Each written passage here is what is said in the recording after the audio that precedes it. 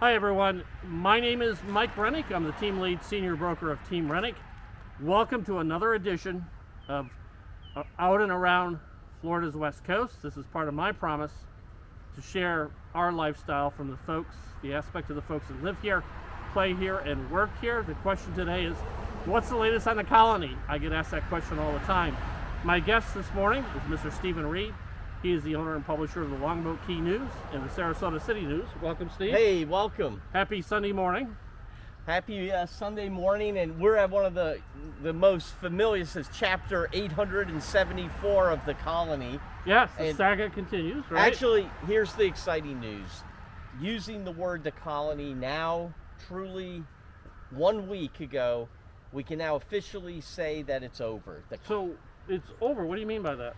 One of the biggest challenges when the Colony Beach and Tennis Resort that operated for 4 or 5 decades continuously under that name, they had 237 owners, and they each had a deed to a unit at what was then this property. So it was a condominium association. Condominium association, Okay. managed by Murph Clauber and this company. Well, when it all fell apart and they fought and they had lawsuits, the main challenge for anybody who was going to redevelop it was to consolidate ownership, to get these 237 pieces back into a unified whole. Okay. And both the city, the state because of the Security Exchange Commission, and the city from the point of view of permitting said, we're going to treat it as a singular property. When you can show ownership, you can do what you want. You know, you can sell condos, you can build a hotel, so on and so forth. So what happened was Unicorp and Chuck Whitall came along. They got the rights from the town, a site plan approval to build a new St. Regis hotel and condominium units. But they couldn't sell them officially without having ownership, and they couldn't build them. But so let me ask this, because I'm a little confused. So Yeah. this ground has been cleared for a long time, yeah, but yet the association still existed as an entity on paper. absolutely. Oh, okay. Yeah, it was actually cleared because it was deemed a nuisance by the town, a threat to the health, safety, It and was welfare. overrun and there was rodents and all Yeah, kinds so of things. Whitall, who had a contract with all these people, but there were still these ongoing disputes. All that came to an end over the last few months. What happened? First, this guy, Andy Adams, owned 74 units. The biggest, it was a controlling block. Not enough to say, I want to redevelop it, but enough to block a redevelopment. He and Whitall could not come to terms. They finally did for around $15 million for those 74 units.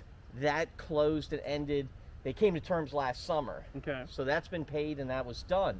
Then what you had was the final big, I guess you could call it the omnibus contract Whitall had with those other unit owners.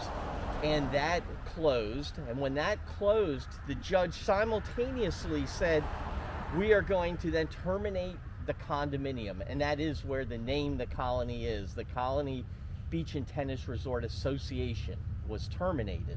So the association no longer exists. No longer exists. Technically, this property is no longer really referred to as a colony. It's not. It's the former colony. Okay. It's the St. Regis. It's Unicorp's holding to be built as a St. Regis. As of now, I mean, anyone can do anything when they own something to an extent. Whitall says they're going to continue to own the property, and it'll be leased for a 50-year agreement for the St. Regis Hotel. And he is, through Michael Saunders and company, marketing the units. So with that said, can development start? Yeah. So he's all set to applied go. now. Like, so he got dissolved the condominium association. Then, like, the next week, he's into town hall getting those permits. You know, he now needs the building permits, and then you will see actual construction start. They're looking to start construction this July, August. Okay. We should see earth movement. You know, utilities, site work being done. So that's a big step. Big step. Big news. So let's Big go back news, in yeah. history for a second. Sure. And I'm going to put links down in the blog on this thing. So the night before demolition was supposed to start, Eric and I did the final sunset. And we shot the colony with the sun setting from the outside on the beach. And we showed the property as it was. The next morning, under the leadership of Mr. Stephen here, we were allowed inside.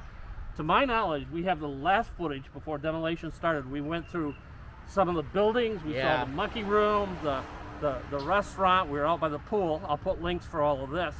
So we did the Colony's Last Stand, if you would. And then just 2 or 3 weeks later, I'm sitting at St. Armands, and 7 Sarasota badge fire trucks come flying through St. Armands headed to the circle, headed to Longboat. So I called where I live, I called the gatehouse, and they told me the Colony was on fire. So we grabbed our equipment, we did one more video, Eric and I, and we titled it something, the grand old girl is going down on her terms. So we've done updates since then with Steve helping us here. He's very knowledgeable of what's happening in our area. So this is a big step, and it's really the final chapter big of the step. Colony. Imagine a property that's just shy of 18 acres, sitting barren and unused for going on 11 years now, 11 years. That's very rare, and this ownership battle is legendary in the courts. It's resolved. You know, 2001, what's his name? George Bush, President Bush stayed here. Al Gore stayed here. All these people. So let's stop. Yeah. What day did George stay here, Mr. Bush? The night of 9/11. So he woke up that morning Yep. on this island.